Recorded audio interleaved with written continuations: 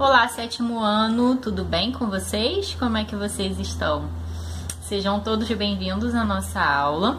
Hoje nós vamos iniciar o capítulo 5. Então abram por gentileza a apostila de vocês na página 25.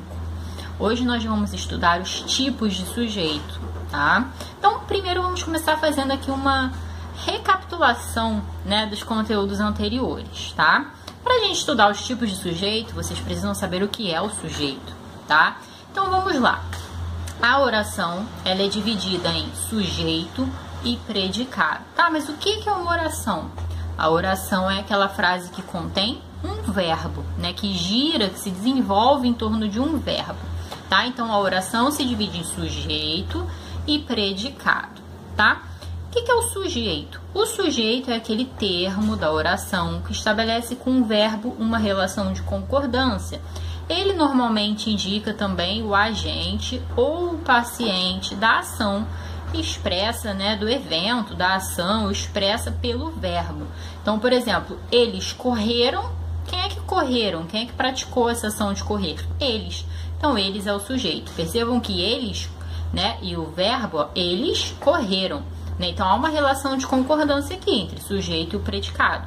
Né? Tanto é que se a gente trocar eles por ele, a gente vai ter que trocar o verbo também, né? Correram para correu, tá? Porque sujeito e verbo concordam, beleza? Dito isso, vamos aos tipos de sujeito. Quais são os tipos de sujeito que a gente tem? A gente pode ter o sujeito simples, né? Que é aquele sujeito que é constituído apenas de um núcleo. Como esse exemplo que eu acabei de dar, né? Eles correram. Olha só, quem é que correram? Eles. Eles é o sujeito, né? E a gente tem um único núcleo, eles. Então, nesse caso, a gente tem um sujeito simples.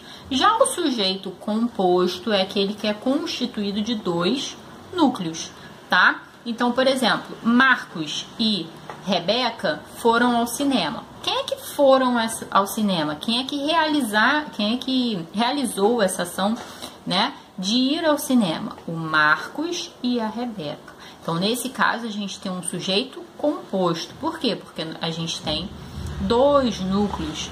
Aqui na apostila, a gente tem o seguinte exemplo. A criança e o cachorrinho brincavam no parque. Então, quem é que brincava nesse parque? A criança e o cachorrinho. A gente tem um sujeito composto. A gente tem dois núcleos aqui. Já o sujeito desinencial é aquele que não está expresso na oração, mas que pode ser identificado pela terminação do verbo.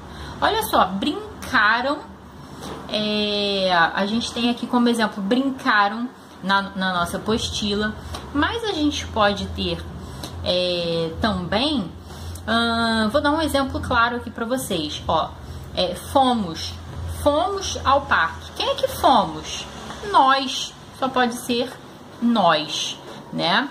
Então, a gente consegue identificar esse sujeito pela terminação do verbo. Ó, fomos. Quem é que fomos? Só pode ser nós. Né? Se eu disser assim pra vocês, gente, eu gosto muito de chocolate. Quem é que gosto? Eu. Só pode ser eu, né? Então, pela terminação do verbo, a gente identifica que é um verbo que está na primeira pessoa, então o sujeito é eu, ou então é primeira pessoa do singular ou primeira pessoa do plural, né? Gostamos, nós. Então, esse é o sujeito desinencial, tá? Esse exemplo que aparece aqui na apostila, brincaram, eliminem esse exemplo, tá? Houve um probleminha aqui, ele não está correto. Esse exemplo se encaixa no que a gente chama de sujeito indeterminado. O que é o sujeito indeterminado? É aquele sujeito que não vem expresso na frase, na oração, tá? E a gente sabe que alguém praticou a ação expressa pelo verbo, mas a gente não consegue determinar, precisar quem foi essa pessoa que praticou a ação. Isso acontece quando o verbo está na terceira pessoa do plural, né? Sem que haja um sujeito expresso ali, porque se eu disser assim, eles brincaram, então você sabe que eles é o sujeito, né? Quem brincou, eles. Mariana e Marcos brincaram. Então, quem brincou, Mariana e Marcos. Então, nesse caso, não é sujeito indeterminado, porque está ali expresso e você identifica o sujeito.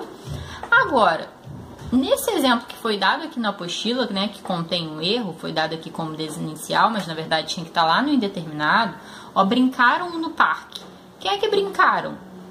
Né? As crianças né? As pessoas que estavam no parque, alguém brincou, mas eu não posso dizer quem, porque eu não sei, eu não me lembro, não conheço as pessoas, né? Eu posso dizer assim, gente, bateram na minha porta. Quem é que bateram? As crianças, o entregador, alguém, mas eu não sei quem. Quando eu cheguei lá já não tinha mais ninguém. Então bateram, tocaram a minha campainha, né? Ligaram pro meu celular, né? Então, quando a gente sabe que alguém praticou aquela ação, mas a gente não sabe quem é que foi, tá? Além disso, a gente pode ter também, além desse verbo na terceira pessoa, brincaram, bateram, ligaram, a gente pode ter essa estrutura também de verbo mais ser. Ó, vive-se melhor no campo. Quem é que vive? As pessoas que vão morar no campo, não é ninguém específico, né? Que mais também? Precisa-se de funcionários. Quem é que precisa? Alguém, mas eu não sei quem, né?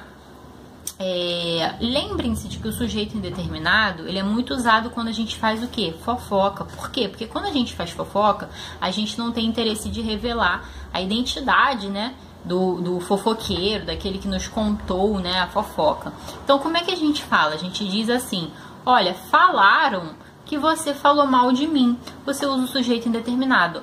Me disseram que você andou falando mal de mim por aí. Por que a gente faz isso?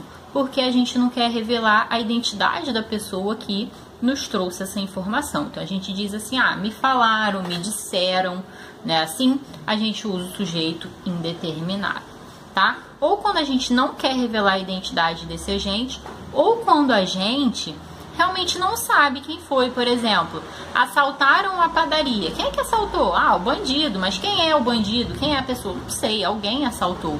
Eu não sei quem, tá? Então, a gente usa nesses casos, quando a gente não quer revelar a identidade, né, da pessoa, do agente, da ação, ou quando a gente realmente não sabe, desconhece, tá? E a gente também pode ter uma oração sem sujeito, tá, gente? A oração sem sujeito ocorre quando a gente tem verbos que indicam fenômenos da natureza, né? Então, por exemplo, chover, trovejar, nevar, né? Então, nevou muito em Nova York ontem. Quem é que nevou? O tempo, céu, né? Ninguém. Essa ação não é atribuída a um agente. Por isso a gente tem a oração sem sujeito, o verbo fica na terceira pessoa do singular. Nevou, choveu, não é isso? Ou a gente tem esse verbo que indica fenômeno da natureza, ou então a gente tem também verbos que indicam tempo passado, né? Então, por exemplo, há dias que não vejo os meus pais. Olha só, esse há do verbo haver indica tempo passado.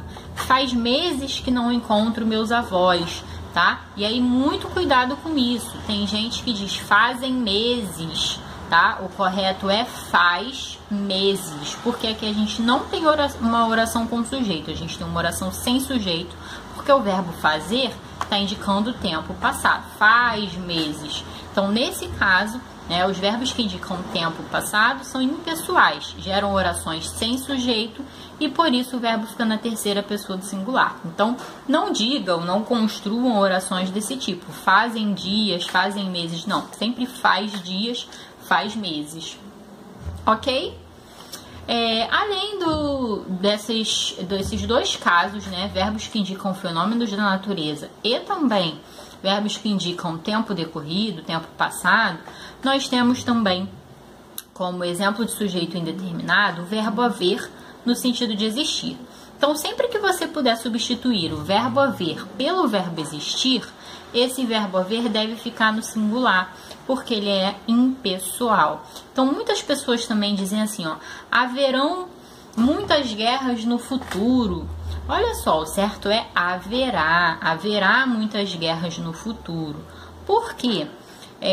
Porque, nesse caso, dá pra gente trocar haver por existir? Sim, existirão muitas guerras no futuro. E o verbo haver, no sentido de existir, é impessoal, gera oração sem sujeito, né? Muita gente diz assim também, houveram muitas tragédias no ano passado. O correto é houve. Houve muitas tragédias no passado. Por quê? Porque o verbo haver no sentido de existir é impessoal, gera oração sem sujeito. Então, o verbo tem que ficar no singular. Houve muitas guerras, havia muitas pessoas aqui na sala, tá? Sempre no singular, quando estiver no sentido de existir o verbo haver deve ficar. Até rimou. Ó, sempre no singular, o verbo haver no sentido de existir deve ficar. Beleza? Então vamos concluir a nossa aula. Por hoje é só. Vou deixar aqui a descrição da atividade do evolutivo e do dever de casa da semana, tá bom? Beijo pra vocês e até a próxima. Tchau!